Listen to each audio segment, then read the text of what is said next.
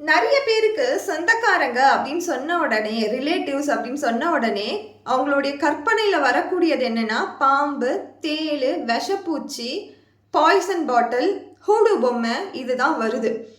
அதே மாதிரி ஃப்ரெண்ட்ஷிப், தோழமை அப்படின்னு சொன்ன உடனே நம்மளுக்கு என்ன வருதுன்னா, ஒரு ஏஞ்சல், ஒயிட் ட்ரெஸ் போட்ட ஒரு ஏஞ்சலை உங்கள் கண்ணுக்கு முன்னாடி ஒரு கற்பனை உலகத்தில் கொண்டு வரீங்க. ஆனால் இது ரெண்டுத்தில் இருக்க ஒரே ஒற்றுமை என்ன தெரியுமா? உங்களுடைய ரிலேட்டிவும் யாருக்குன்னா ஃப்ரெண்டாக இருக்காங்க, உங்களோட ஃப்ரெண்டும் யாருக்கும் ரிலேட்டிவாக இருக்காங்க. ஸோ இவங்க ரெண்டு பேருமே ஒரே மனுஷங்க தான், ஆனால் வெவ்வேறு இடத்துல வெவ்வேறு ஃபேஸஸை காமிச்சிட்டு இருக்காங்க. இதே தோழமை தான் நீங்கள் இப்போ ஸ்கூலில் இருக்கீங்க, காலேஜில் இருக்கீங்க, வேலையில் இருக்கீங்க. ஒரு 10 வருஷம் கழித்து நீங்கள் உங்களுடைய லைஃப்பில் தோத்துட்டீங்க. அது சாரி, உங்களுடைய மேரேஜ் லைஃப் ஒரு ஃபெயிலியர் லைஃபாக இருக்குது, செப்பரேட்டட் லைஃபாக இருக்குது. கோல் செட் பண்ணி உங்களால் அச்சீவ் பண்ண முடியல, இன்னுமே நீங்கள் ஒரு பொசிஷனுக்கு வரல. ஒரு 40 வயசு கடந்தும் உங்களுக்கு ஒரு சொந்த வீடு கிடையாது, ஒரு நல்ல ஃபேமிலி இல்லை, அல்லது உங்களுக்கு இப்போ ரீசெண்டாக இருக்கிற குழந்தையின்மை இல்லாமல் இருக்குது.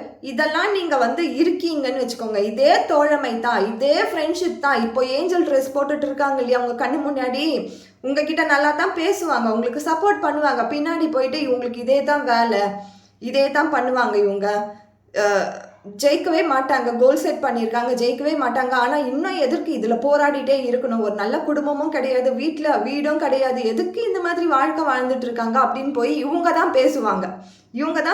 அதனால் யாராக இருந்தாலும் மனிதர்கள் தான். அது உங்களுடைய ஃப்ரெண்டாக இருந்தாலும் சரி, ரிலேட்டிவாக இருந்தாலும் சரி. நீங்கள் உங்களோட ஃப்ரெண்டை இப்போ நினைக்கிறீங்க இல்லையா, அவங்க அப்படிலாம் பேச மாட்டாங்கன்ட்டு.